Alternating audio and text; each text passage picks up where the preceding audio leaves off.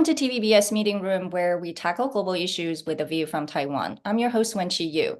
Today's guest is Dr. Evan Medeiros, who currently teaches at Georgetown University. He served in the U.S. government from 2009 to 2015 and left his public service as the Senior Director of Asia at the White House National Security Council.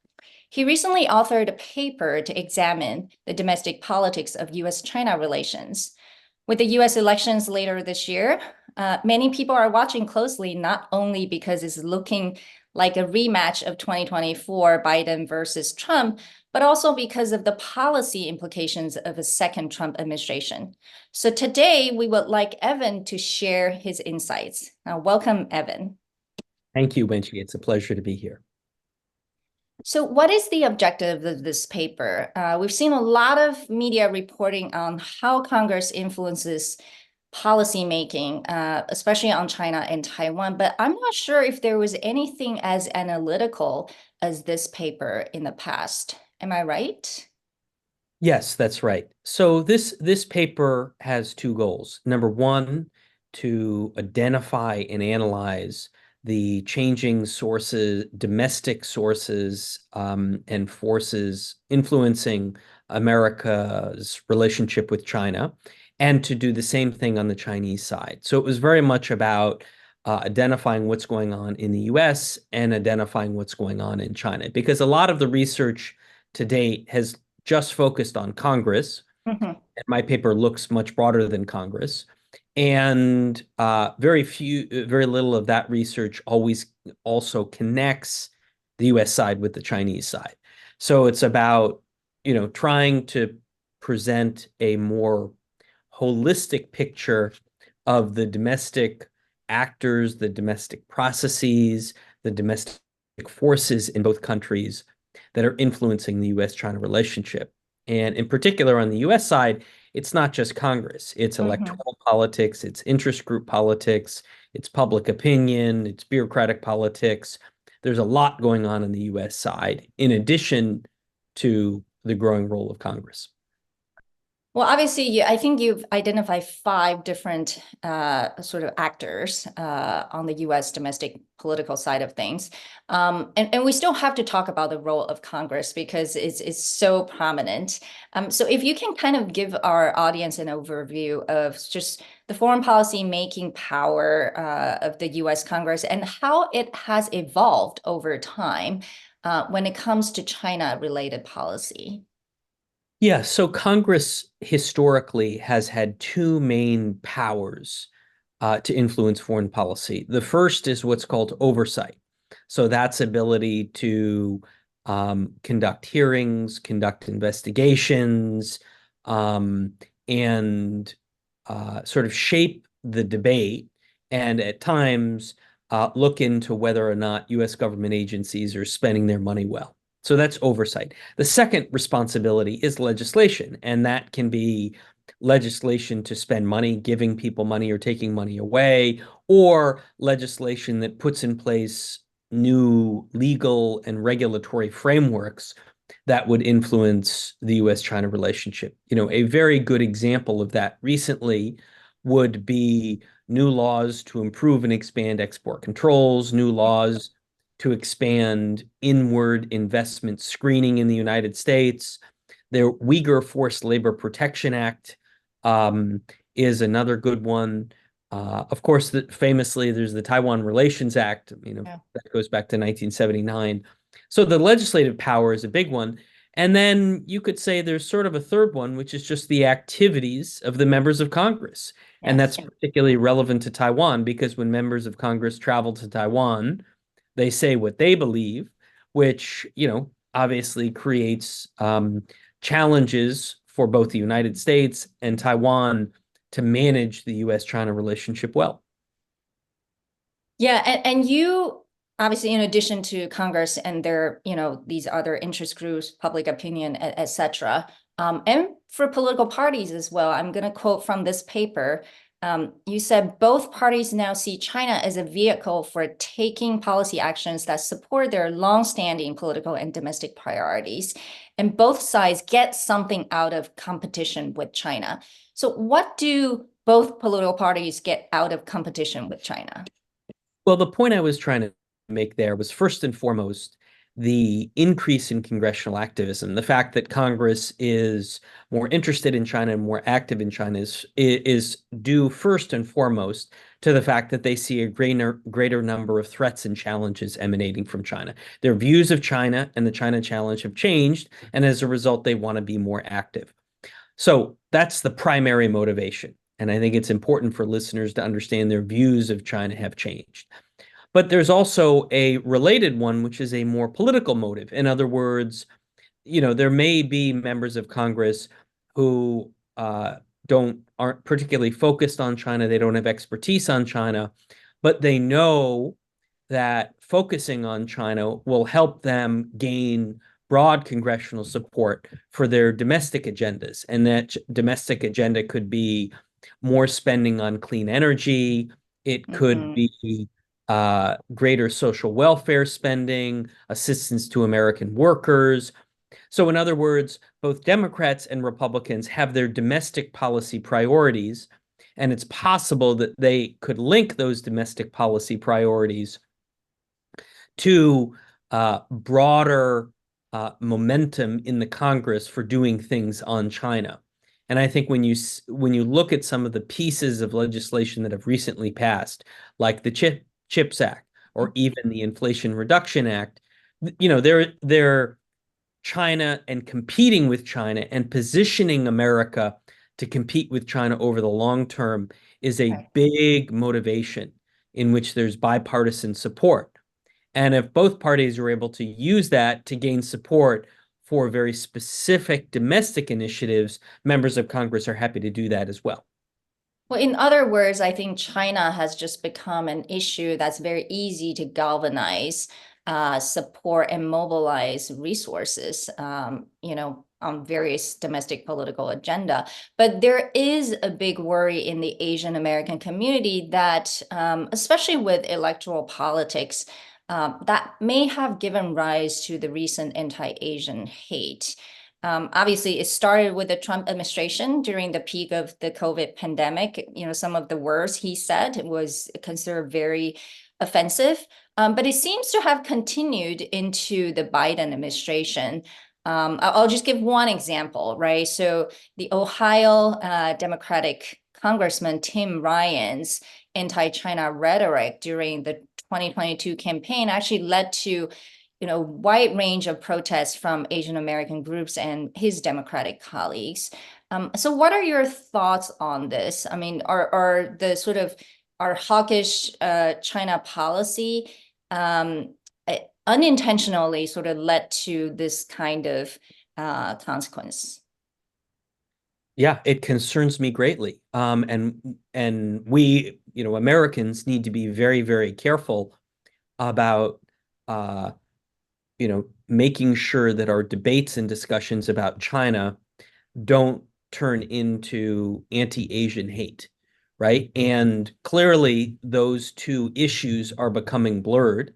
They're especially becoming blurred in the electoral process. So, when members of the House or the Senate are running for re-election, making sure that their criticism of China is not a criticism of Chinese Americans, given all they've contributed, and the broader, Asian American Pacific Islander community in the United States, which is an important part of American society. It contributes a lot to us.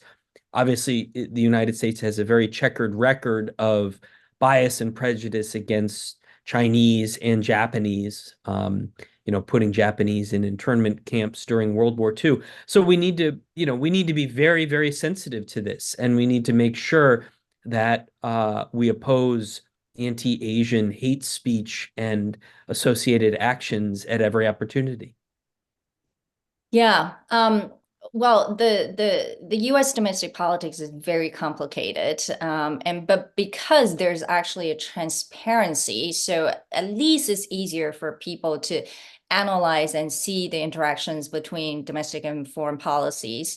But we're going to switch gears to China, which is much harder to understand because of its own opaque political system. So you've also noted in the report the changes in China's domestic politics, the more recently, sort of the two features, centralization and politicization. If you could just kind of elaborate on that for our audience. And also, on top of that is so much of it is attributed to Xi Jinping. So how big is Xi Jinping's role in all this? I mean, Xi Jinping has a very big role. He has the biggest and most important role. I mean, he is centralized decision-making within the Central Committee apparatus for most decisions, foreign policy and domestic affairs. But foreign policy decisions are especially centralized under Xi Jinping. And when it comes to the U.S.-China relationship, he really is the one that makes the call about how the relationship should be handled. So I think the fact that I document in the first part of the report that talks about Chinese perceptions and policies, the fact that his views toward about the United States have deteriorated quite substantially. And he said so publicly about a year ago when he talked about the United States carrying out containment, suppression, and encirclement of China. So I think Xi Jinping is the most important person when it comes to the U.S.-China relationship. And the fact that his views have deteriorated, the fact that he centralized decision-making so much and politicized it, I think has created an environment where it's just much more difficult to manage the U.S.-China relationship, and everything comes down to what Xi Jinping believes and is willing to act on. And do you believe that his perception of the U.S., well, first of all, what's sort of creating this perceptional changes, right? Number one. And number two, has that led to the changes of his own domestic political agenda? Because in the past, I think there was always a debate that, China actually cares much more about its own domestic issues, less about external environment. But now, are we seeing sort of a reverse kind of a factor? Reverse in what sense? In the sense that China in the past has said that, they prioritize domestic issues, right? Growth, development, and foreign policy seems to be sort of, as their way of increase their influence, but ultimately it's about its own domestic, whether it's development, they like to use the word modernization or development. But do you think sort of the changing global environment is making him feel that he has to, emphasize national security over domestic economic interests and growth, etc.? That's what I meant by sort of almost like a reverse. Right. So I think the way to think about it is for Xi Jinping, domestic affairs and foreign affairs are inextricably linked. You can't really divide them up. And the fact that Xi Jinping is now focused not just on growth, but priorities like national security and self-sufficiency are a reflection of how he sees the external environment. And I believe the fact that he's come to the conclusion that he's now locked in a long-term strategic competition with the United States. So he's starting to rewire and reconfigure the Chinese economy for that long-term competition with the United States. The question is, can he do that in a way that doesn't also jeopardize the continued growth and evolution of the Chinese economy? And of course, the Chinese economy is having huge problems right now. And so I think that perhaps some of his, initiatives and his intense focus on national security has spooked international investors. It is spooked probably even Chinese business people, right? Global confidence in the Chinese economy is at an all-time low. So I think Xi Jinping is really having a hard time sort of reconciling his worldview, which includes negative views and pessimism about the United States and the U.S.-China relationship, with China's economic challenges and its economic trajectory. You talked a lot about national security under Xi. How does he define national security? Well, he defines it incredibly broadly. That's the whole issue. is that when he articulated almost 10 years ago what he calls his national security perspective or national security outlook, it sort of everything was included: political security, social security, food security, energy security, right? I think he had something like 11 or 13 different definitions of national security. So what's clear is that national security is now come on par with growth and development in terms of priorities, right? It used to be growth over everything, and now the party talks about finding the right balance between development and security. And as a result, you see the internal security services in China becoming much more active. And that includes their activism on the US-China relationship. And they're being used by Xi Jinping now to carry out economic policies. They're getting in the game of visas as well. I mean, we should expect national security concerns to be dominant for China for a very long time under Xi. But do you think, I mean, we always view Beijing as this like very controlling, actor, right? So in national security, controlling makes sense. And can you truly control the economic sector? So, the growth aspect of it, for example, you said sort of now, growth and security are sort of on par with each other. Is that intentional, or do you think today's China's economic situation is also a surprise to him? Because we see a lot of government putting out, measures and trying to almost in some way, make the economic growth come back. But I'm not sure if it's working out, and maybe it's too short of a timed for us to see any real impact on it. But and then there are people who say, well, this is intentional because she wants to adjust its economic growth model to something that is more about high quality rather than this like growth regardless of quality. What is your view on what he's thinking? Yeah. A little bit of both, Wenqi. So I think on the one hand, Xi Jinping is trying very deliberately to rewire the Chinese economy. He doesn't want, he's trying to shift from the old growth drivers, export and investment, to new growth drivers. But he doesn't want the new growth drivers to be consumption and services. He wants to reduce the role of investment in infrastructure and real estate. He wants to shift to an economy that's principally driven by advanced manufacturing, right? He wants to upgrade in a high-tech way the Chinese economy. Now, of course, consumption and services and investment will always be there, but he really wants it to be the main engine of the economy to be advanced manufacturing. And the Chinese talk about developing their economy as a center of excellence for new energy vehicles, clean energy technologies, batteries, and the machines that facilitate advanced manufacturing. So in some ways, the effort to unwind or deflate the bubble of the property sector is actually a very deliberate effort. It's probably proven a little bit more challenging than they had expected, but Xi Jinping has clearly indicated he has a greater tolerance for austerity than others. Look, China, at least officially, still got over 5% growth last year, which is quite good for an economy of its size. So I don't think that he or they are nearly as concerned as outside watchers of the economy. I think where they're concerned is about sentiment and confidence. And both onshore confidence in China, especially among consumers, and offshore confidence among global investors is way down.